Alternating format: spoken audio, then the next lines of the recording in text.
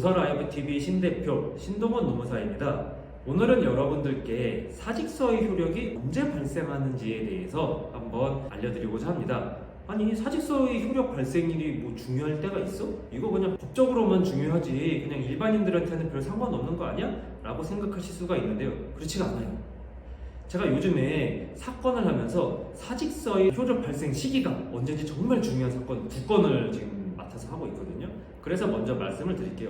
먼저 전통적으로 사직서의 효력이 언제 발생하느냐, 이거에 중요한 거는 사직서를 철회할 수 있느냐, 이때 가장 분쟁이 많이 발생해요. 회사는 아니 사직서 냈으면 끝이지 그런 게 어딨어?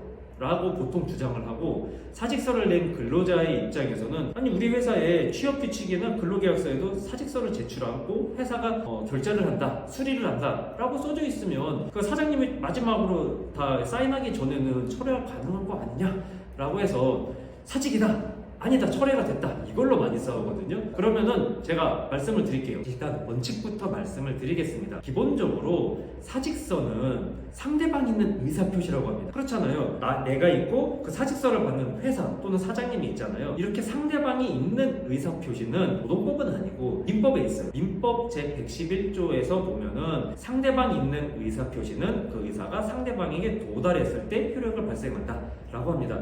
그렇기 때문에 원칙적으로는 사직서를 내죠. 그럼 그게 회사 대표님이라든지 아니면 담당 팀장 책상에 올라가서 봤어요. 사직하겠다고? 그래서 의사가 도달되면 사실 그때부터 효력이 발생합니다. 물론 이 효력 발생이라는 게 당장은 아니고 사직서에 써져 있는 날짜가 있잖아요. 11월 31일자로 퇴사하겠습니다 라고 딱 하면은 그때부터 사직서 자체는 효력이 발생합니다. 11월 31일자 사직의 효력은 그 사직서를 낸 사직서가 대표님이나 팀장님 책상 위에 올라간 11월 28일부터 효력이 발생해요. 그래서 11월 30일이 되기 전이라고 하더라도 이미 효력은 발생했기 때문에 철회를 할 수가 없습니다.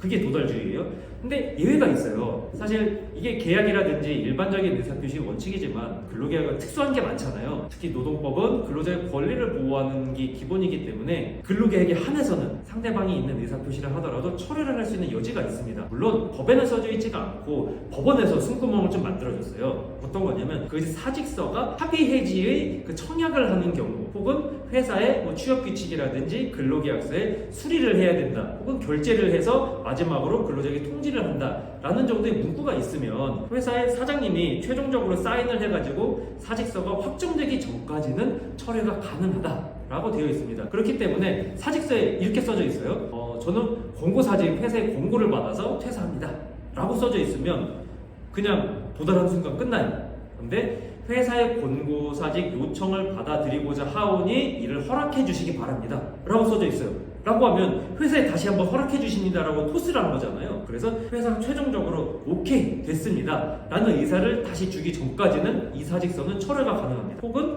그냥 사직합니다 라고 문구만 되어 있어도 회사 인사규정에 최종적으로 사직의 효력이 발생이 대표이사의 사인을 받았을 때, 아니면 인사팀장이 결제 이렇게 받게 되어 있는 경우들이 있거든요. 이때는 내가 사직서를 했는데 물어봐. 이거 혹시 사장님 결제 났나요? 아직 안 났는데요? 하면 아직까지는 철회가 가능해요. 자, 이게 전통적인 거고, 또 하나, 이게 아주 골 때리는 경우고 제가 지금 하고 있는 사건 중 하나인데, 이제 직원이 공고사직서를 냈어요. 회사에 공고를 받아 퇴사합니다. 11월 30일에 딱 냈는데, 사실 회사는 공고를 한 적이 없어. 그래서 사장님 보고 무슨 소리야? 이거 그냥 자기가 나가는 건데 무슨 공고사직이야? 사실 이유는 뻔하죠. 그 공고사직으로 처리가 되지 실업급여를 받으니까. 또 어쨌든 사장님이 보고서 무슨 말도 안 되는 거야 하면서 책상을 치고 근로계약 해지 통보해 해서 사직서는 제출이 됐는데, 사직서 제출이 그날 오후 14시에 됐습니다.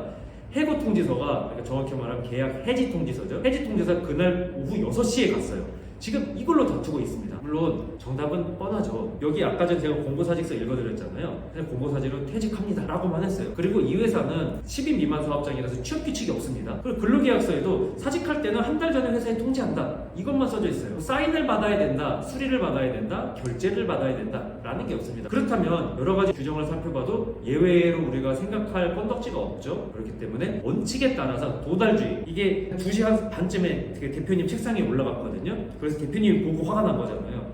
대표님 책상에 올라가서 대표님이 보고 화가 난 그 순간 이 사직서는 효력이 발생합니다. 그래서 6시에 회사가 해약 통보를 했잖아요. 이미 사직의 효력이 발생이 됐기 때문에 이 해고 통지서는 크게 의미가 없는 행동이고, 설사 이거를 해고 통지가 의미가 있다 하더라도 이거는 사직서에 대한 회사의 그 인정하는 수리 통지로 인정을 받지 해고했다고 인정이 받지 않아요. 그래서 이 사건은 최종적으로 사직으로 처리가 됐습니다. 네, 오늘 사직서의 효력의 발생에 대해서 한번 얘기를 해봤는데요. 생각보다 사직서를 어떻게 제출하느냐가 중요하죠. 여러분들께서 사직서를 낼 때 문구를 어떻게 쓰고 어떻게 낼지 한번 주의해서 사직서를 내시는 게 필요할 것 같습니다. 자, 그럼 오늘 방송 여기서 마무리하도록 하겠습니다. 여러분 즐거운 한 주 되세요. 감사합니다.